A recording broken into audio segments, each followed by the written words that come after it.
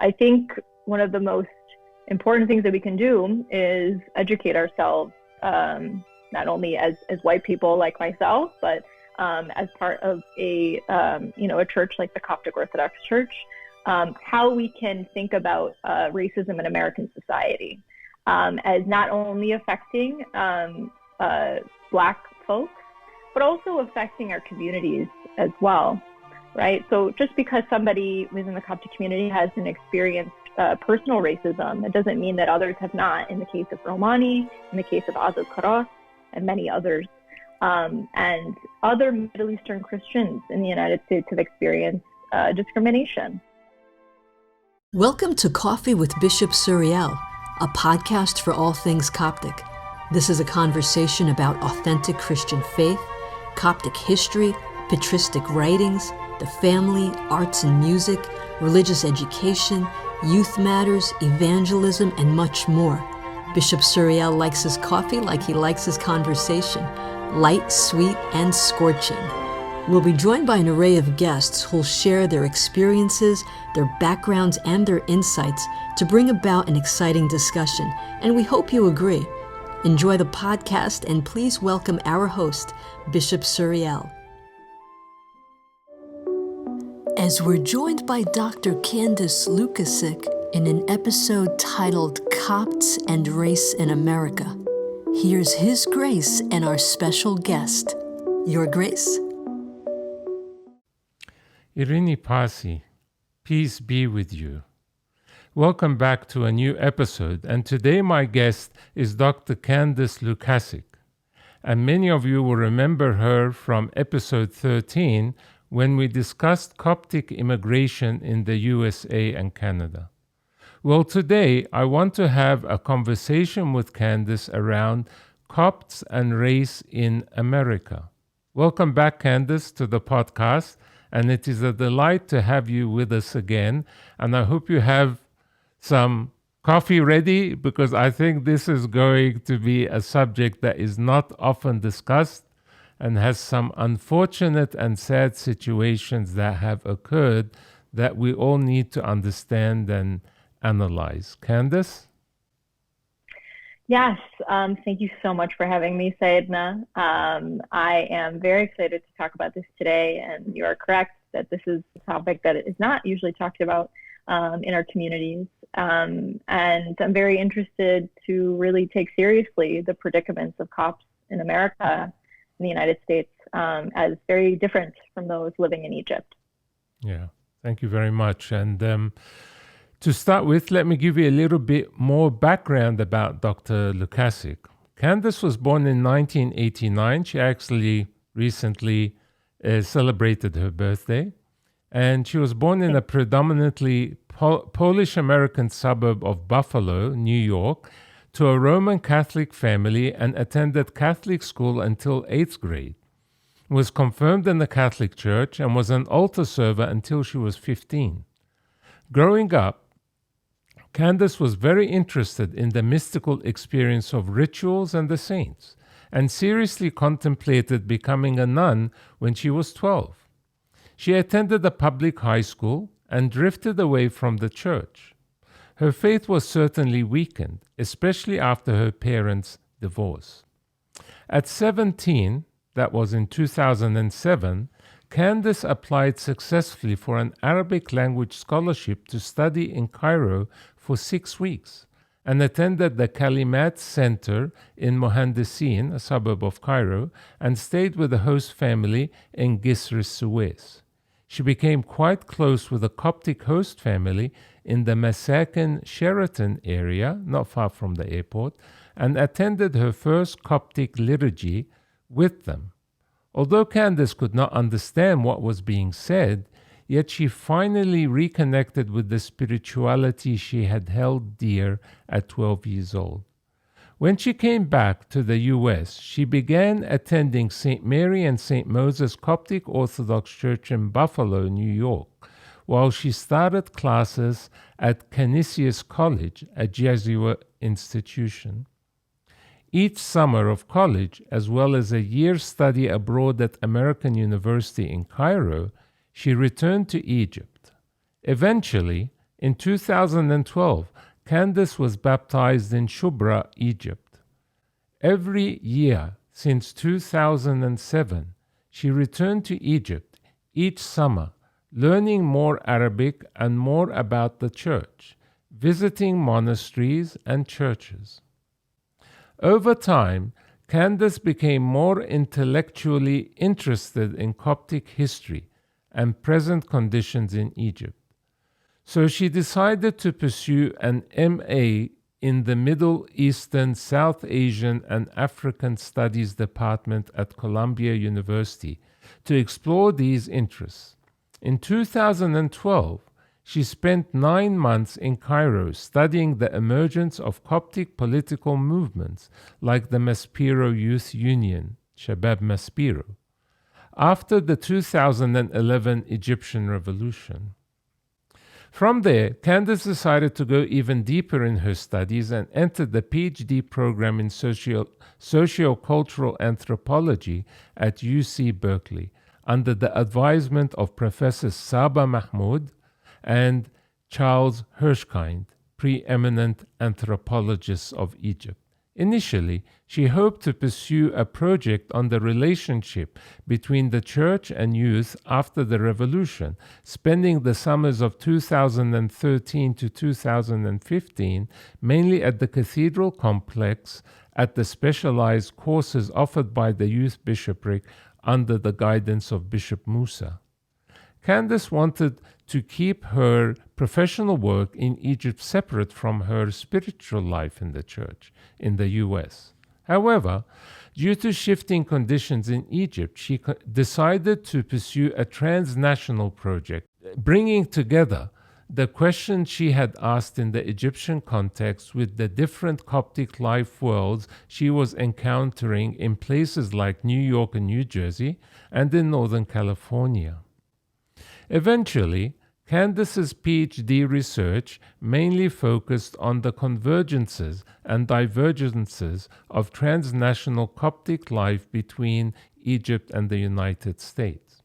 The particular religious and political challenges this has posed on communities and on the church.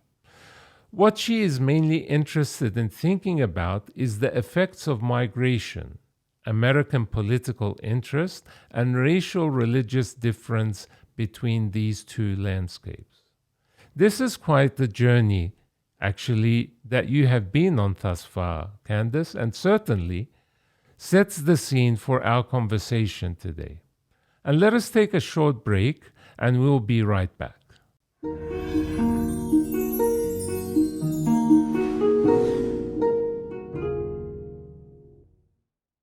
So Copts and race in America is certainly an interesting subject that you have focused on in your research and studies. And it brings to my mind many questions, particular incidents and views.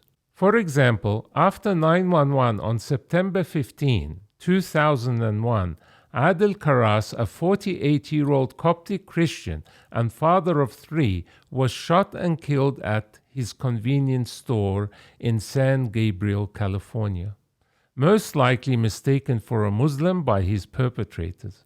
The second bizarre incident is one that you have mentioned previously of a young Copt visiting the Bible Museum in Washington, D.C., and was arrested for no reason and interrogated by the FBI. Again, another case of stereotyping and mistaken identity. I'm sure you will touch on this sad situation today. I also wonder, however, how Americans and politicians in D.C. in particular view the Copts. Do they consider us a single-issue race, meaning that we are only interested in the plight of the Copts in Egypt? Or is this view changing and Copts now are more involved in many issues concerning wider American society? I would be interested to hear your views on this.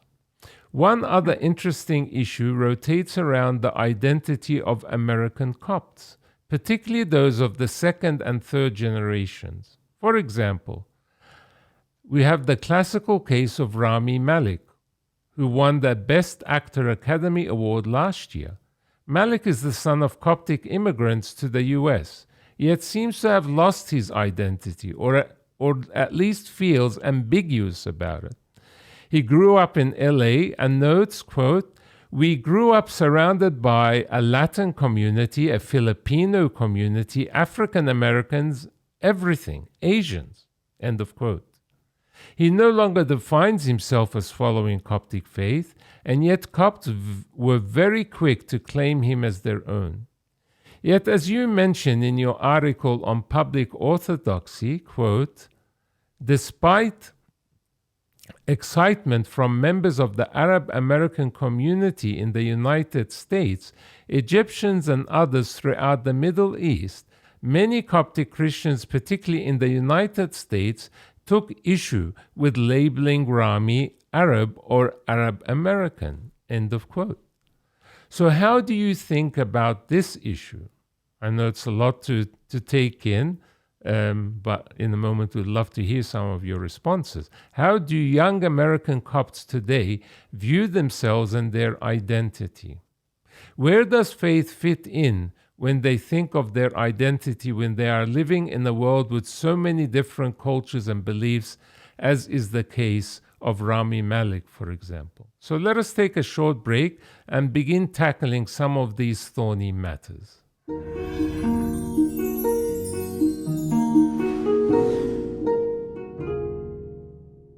So perhaps, Candace, you could begin by addressing some of these questions before we talk about some more important matters. Candace? Absolutely, Sayedna, and thank you again for having me. I'll start with your first question as it pertains to thinking about how kind of Americans and politicians in DC think about Copts kind of vis-a-vis their positionality in like wider American society. So I just want to say like, generally that like the politicization of Copts by folks in Washington, D.C. kind of constructs them, meaning Copts in Egypt, as a persecuted group. And in my opinion, kind of serving like larger American ideological strategies of saving Christians, particularly in the Middle East. And Copts figure into this framing, as we've mentioned before in our conversations. But this does not, that framing does not take away from the very real discrimination and structural oppression Copts in Egyptian society face. But American engagement with this particular context, to the Egyptian context, entrenches, in my view, the idea of Copts as protected by the West and not as indigenous people of Egypt because of their connection to the United States. And this is a conversation that has happened in Egypt for many, many years, even under the British colonial regime. So, but ultimately, we must ask ourselves kind of in what ways has Western intervention in Egypt protected the Copts when someone like my very dear friend, Rami Kamen, who is part of the Maspira Youth Union and a Coptic rights activist, languishes in Egyptian prison under charges of terrorism at the moment. So that being said, I'm not sure if the DC picture kind of like will shift in the current moment, although to be fair, there are folks there that are working towards that. But Copts are indeed more involved in many other issues in American society, aside from advocacy for the persecuted church, from community organizing like that of Lydia Youssef and the Al Mahabba Center in Nashville, to grassroots anti-racist activism.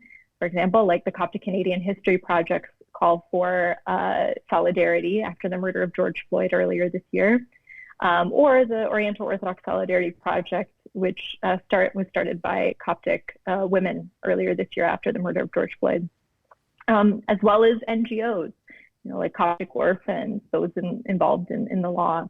American Copts are an integral part of American society and not simply waiting to return back to Egypt, but forging a new landscape in diaspora. So that being said, just a quick comment about Rami Malek. So, many Copts took issue with the fact that he was labeled Arab by Arab American outlets, as well as outlets throughout the Middle East.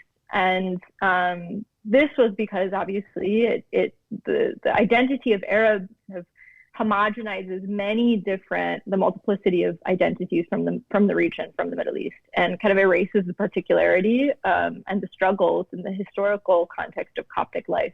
But this is also done with other communities as well, including Armenian communities and Assyrian communities too, from the Middle East. But I will say, though, that the argument against Rami Malek being labeled as Arab kind of also points to ways that Copts and other folks like Armenians and Assyrians, other Middle Eastern Christians, try to kind of separate themselves from Arabs and Muslims to not be caught up in post 9/11 surveillance. And this gets to the mentioning of the incident at the Museum of the Bible, etc. So I'll leave my answer there for now. Thanks very much for that. So let's go a bit deeper into some more matters. For example, how has the influx of new Coptic immigrants to the United States intersected with discussions of racism within American society? Absolutely. So, let's kind of do a deep dive into the example of the Museum of the Bible.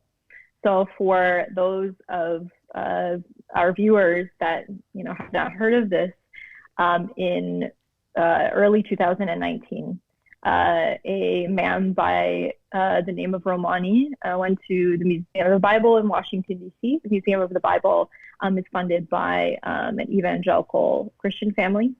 And when he went there, he was profiled, questioned by police there, and they labeled him as kind of a threat and a possible terrorist threat, and referred him to the FBI. The FBI opened a case file, a counterterrorism case file against him. Romani, at the time, was a Coptic asylum seeker, and obviously, with the opening of this case file, this threatened his case, his asylum case. So we see in this incident how Romani, even being a Coptic Christian, at the Museum of the Bible, where there are Coptic fragments and many Coptic treasures, that he was labeled a terrorist, a possible threat. And so when we think about that and think about how Copts are understood differently in American society, whether understood as Arab/Muslim and as a threat, or identified as a racial other in general, we see that that can produce real problems for the Coptic community. Yeah, so we see a little bit of this in what happened this year and previously with Black Lives Matter. So it's how do you think that some of these issues can be resolved in American society? Yeah, I think that's a very hard question, Saidna. I think one of the most important things that we can do is educate ourselves, not only as white people like myself, but as part of a church like the Coptic Orthodox Church, how we can think about racism in American society as not only affecting Black folks, but also affecting our communities as well, right? So just because somebody within the Coptic community hasn't experienced personal racism, it doesn't mean that others have not. In the case of Romani, in the case of Adel Karas, and many others. And other Middle Eastern Christians in the United States have experienced discrimination. For example, in 1929, some Syrian Christian immigrants were lynched by the KKK in Florida. Those were known as the Rami lynchings. And I encourage my viewers to look up that incident. Because of the fact that just because they're Christian does not mean that they were excluded from discrimination, racial discrimination, and murder in American society. And these are important historical facts that we need to take seriously. Most definitely. If you could send me a link to that incident so that we can put it in the show notes, would be very helpful for our viewers and listeners. Thank you, Candace. So how do American Copts you have interacted with racially identify? How are they identified in the United States? Can you provide a bit of historical background on Middle Eastern Christians, immigration, and the U.S. racial system? Absolutely. So, many Copts, and there's been I think, two campaigns in 2000 and 2010 for Copts to identify racially as Coptic. And I think that both of those campaigns that were kind of publicized were in the Los Angeles diocese. And so there's been kind of that movement. There are many Copts that, might check white and then put Egyptian after it, or check other and then put Egyptian after it. There's a variety of different ways that Copts, identify. And it really depends on the kind of geographical location of them in the United States. Are they in the South? Are they in the Northeast? Are they in Southern California, et cetera? So one of the things that I want to emphasize, though, in the Coptic interaction with the American racial system is that historically, whiteness, being white, was necessary for citizenship in the U.S.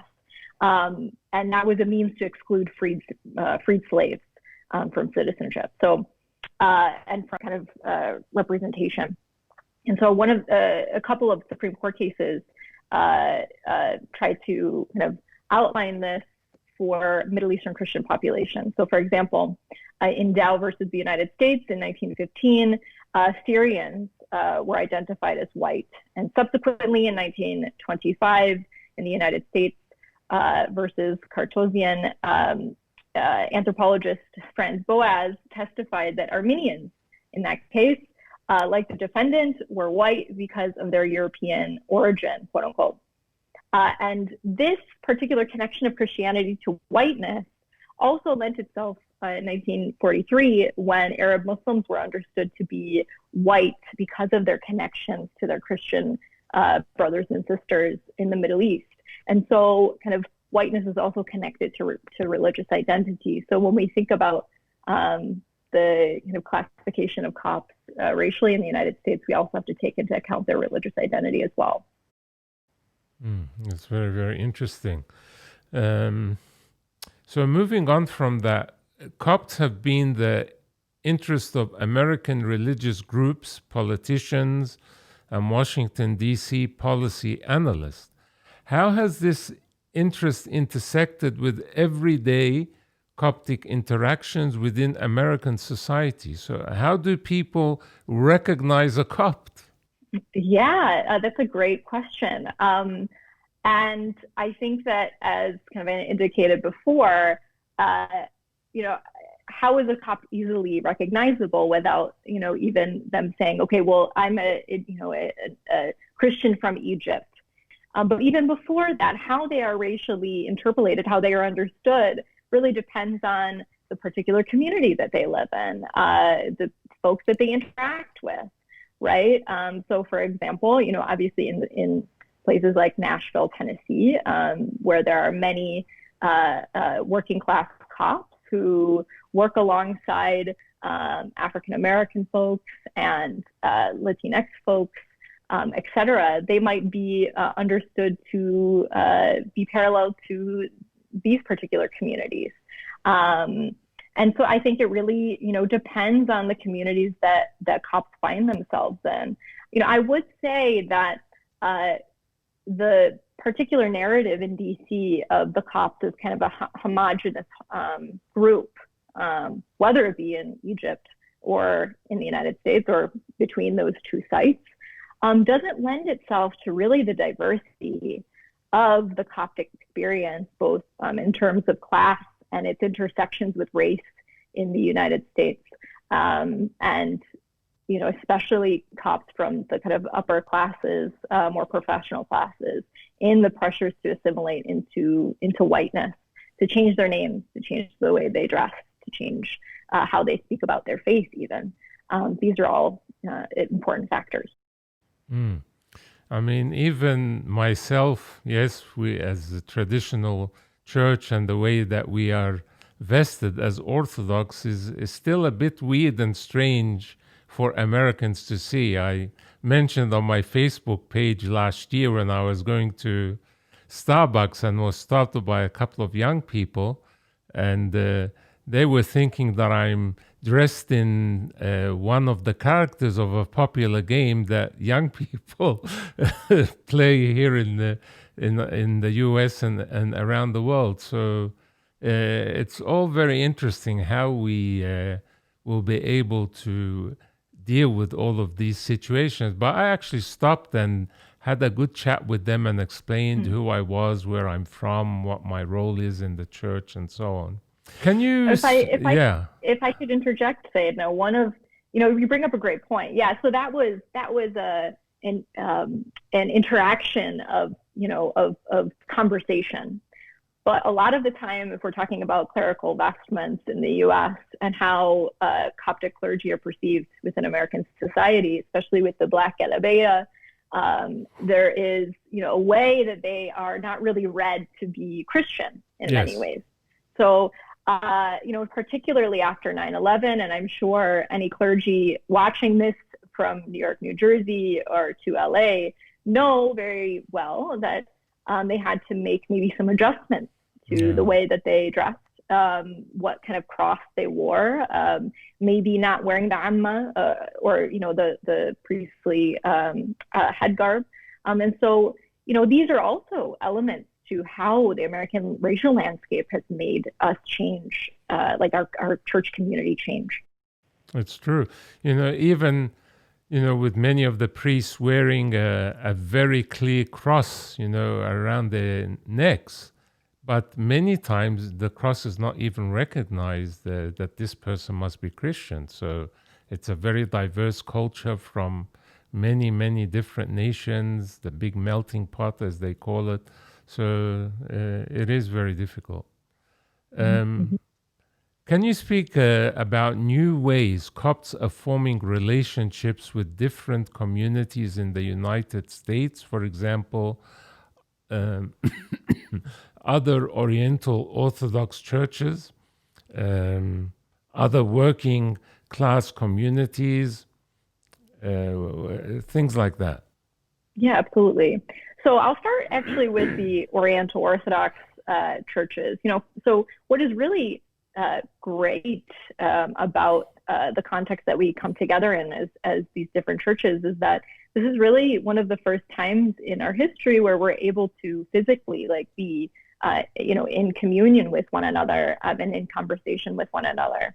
Obviously, this is different in different geographies of the United States, but it really has offered a way to form community. As I mentioned earlier, the Oriental Orthodox Solidarity Project, which focuses on anti-racism within our church communities, has really brought together, Ethiopian, Eritrean, Malankara, Syriac, Armenian, Coptic brothers and sisters to kind of talk about this problem within our communities. So that has been one of the ways that the United States has offered a different perspective than being in Egypt, where being in Egypt, the main interlocutor for many Copts are Muslims, right? And so that kind of constructs what type of cultural background and community is formed. But I will also mention, in particular to my research, that many Copts, as well as other immigrant communities, Egyptian Muslims, come together and work at various various occupations, like working at gas stations or food carts, where they interact with a variety of different communities that they maybe had not interacted with in Egypt, and are coming to be in conversation with in the United States. One of the things that I do want to mention too, as well, in places like Nashville or Des Moines, Iowa, where there are Coptic communities, is their work at factories. For example, the Tyson factory, where they interact with a number of different, working class folks. And so this produces a different type of understanding of identity, racial identity, but also community. And this is, I think, a very important part for us to understand the diversity of Coptic experience in the United States.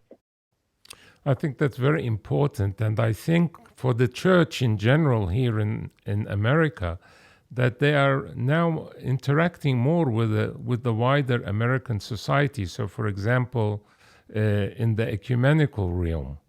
So the church here is involved with the National Council of Churches.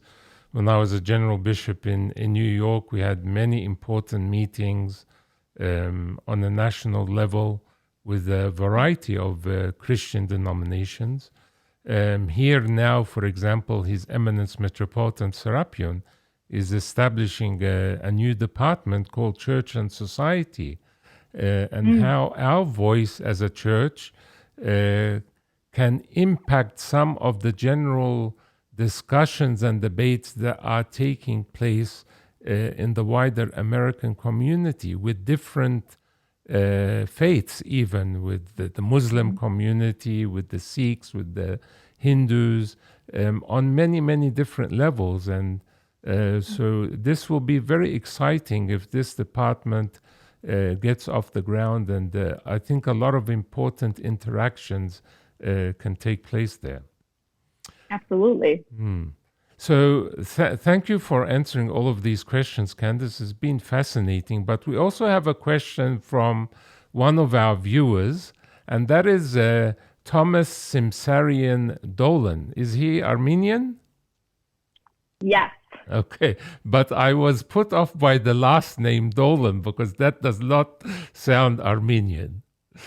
Well, I'm sure Thomas will explain, but yes, he's Armenian. We'll call him in a moment. So he's a PhD candidate in American Studies at George Washington University, focusing on Middle Eastern diaspora and race. And he's a recent recipient of the Calouste Gulbenkian Global Excellence Scholarship. Thomas is an alumnus of New York University, the New Schools Institute for Critical Social Inquiry, and Yale University.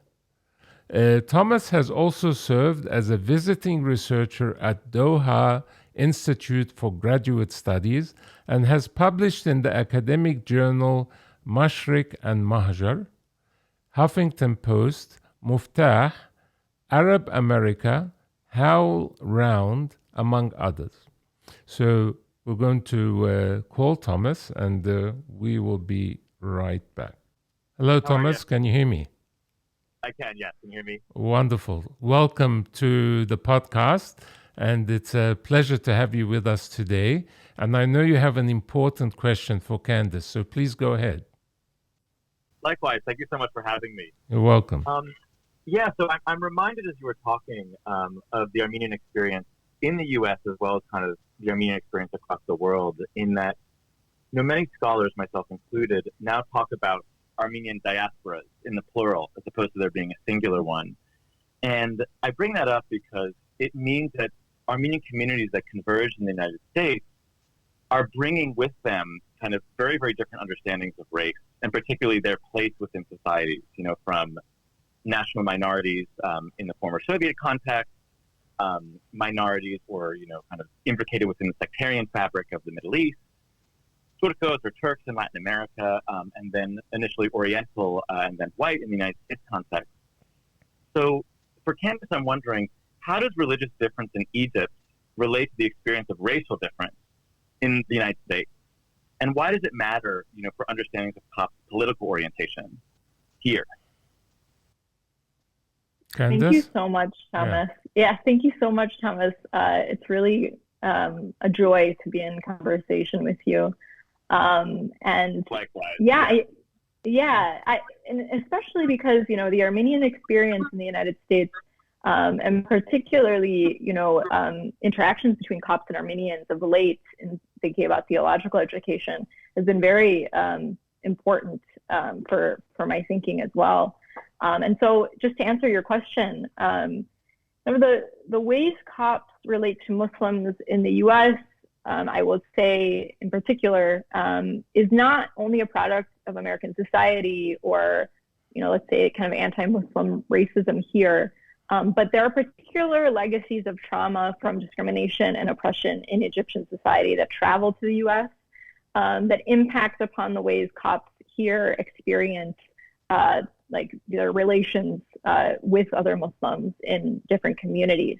So I just want to flag that because, I think that that's very important for how Copts also understand and read different political situations in the U.S. But also, I do want to say that, and we've spoken about this, Thomas, as well before, that there's a way that the Coptic experience and its particularities is erased or eschewed in many discussions of kind of whether it be Arab American studies or Middle Eastern studies. And because of that, there's a way that Copts are not brought into conversations as much as they should as Copts, not simply as Arabs or as Middle Eastern people. So that being said, like the Christianity of Copts here has certainly impacted upon political orientation, whereby folks feel connected to the cultural agendas, maybe of the Christian right, and especially when their Christianity, and this is very important, is not taken seriously by those on the left, or the particularity of their identity as Copts, right? And so this has been kind of maybe detrimental to different ways that Copts can be in conversation with other communities that face similar dilemmas and issues. So thank you very much for that question. No, thank you. That's great. Really fascinating and illuminating for me. Thanks very much, Thomas. And I wanted to ask you, was a bit confused by your last name. So Thomas Simsarian Dolan. So Dolan does not sound Armenian to me. No, you are correct there. Yeah, no. So I actually also have my father is Irish and Polish Catholic, and my mother is Armenian. Okay. So I have a bit of both in my name. Wonderful. Well, thanks very much, Thomas, for your question and your insights. And I wish you every success with the completion of your PhD. How long to go? I'm actually in the home stretch, so it's really, I hope just a couple more months. But Excellent. I appreciate your well wishes. I need them. Oh, wonderful. We've all been through the process, so we know what you're going through at the moment, and I hope it will be a successful completion. Great. Thank you very much. Thanks very much. We'll see you again soon. So thanks also, Candace, for your response to that question, indeed for taking the time for this very interesting conversation today, which I'm sure will continue to be discussed in many circles into the future. And we wish you every success in all of your future endeavors. So thank you, Candace. So much, Aidna. Thank you. Yeah. We'll take a short break and we'll come back for our conclusion.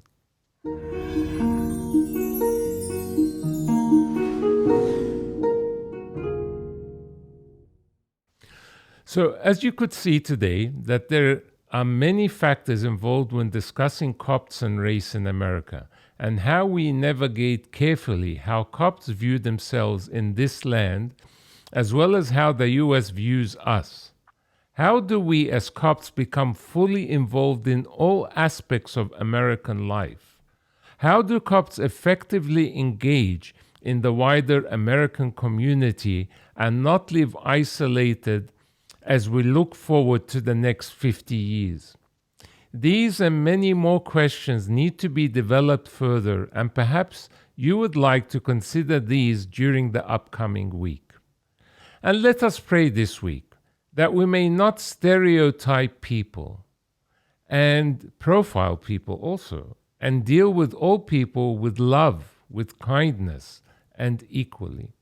Let us pray that we learn not to discriminate against people by race or by the color of their skin or their status in the community or by any other means. I hope you enjoyed the episode today. And again, I want to thank Candace for this fascinating discussion. And we look forward to, I'm sure, that our paths will meet again and there will be more fascinating talks about this whole discussion about immigration, about race, and all of these matters. Until next week, stay safe and well, and be inspired by the Holy Spirit.